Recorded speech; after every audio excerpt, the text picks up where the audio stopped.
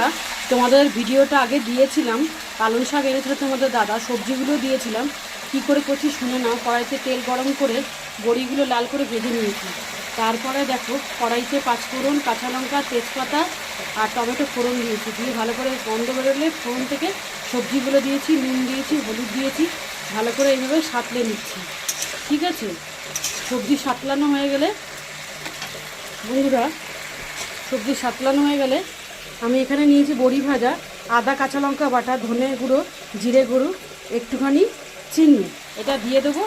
দিয়ে এটা যখন ভালো করে সাঁতলানো হয়ে যাবে, তারপরে আমি পালং শাকটা দিয়ে ঢাকা চাপা দেবো। এতে কোনো জল ব্যবহার করবো না বন্ধুরা, জল ছাড়াই এটা সেদ্ধ হয়ে যাবে। আর সবজি তো কী কী দিয়েছি তোমাদের আগের ভিডিওতে দিয়েছি, দেখে নিও।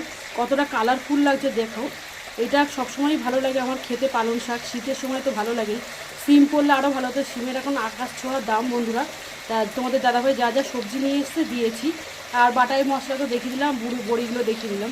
ঠিক আছে, রাখি তাহলে, আমি স্নান করতে যাচ্ছি। এইভাবে পালং শাক রান্না করলে দারুণ লাগবে খেতে। কেমন লাগলো ভিডিওটা কমেন্ট করে জানাবে।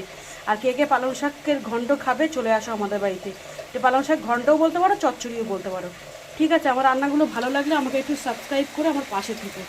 ঠিক আছে, এই দেখো ধুতে মাজতে খুব সময় লাগে বন্ধুরা। কেটে কুটে নিতে কোমরের প্রবলেম, নিচে বসে কাটতে পারি না, কী করবো, অগত্যা কাটতেই হয়, সব কিছুই করতে হয়। পালং শাকে তো মাটি থাকে, মানে 10 থেকে 15 বার আমি ধুয়ে নিয়েছি বন্ধুরা। ঠিক আছে, রাখি তাহলে, দেখা হবে অন্য কোনো ভিডিওতে, অন্য কোনো রেসিপি নিয়ে। কমেন্ট করে কেমন লাগলো, বুঝতেই তো পারছি কতটা লোভনীয় হবে খেতে।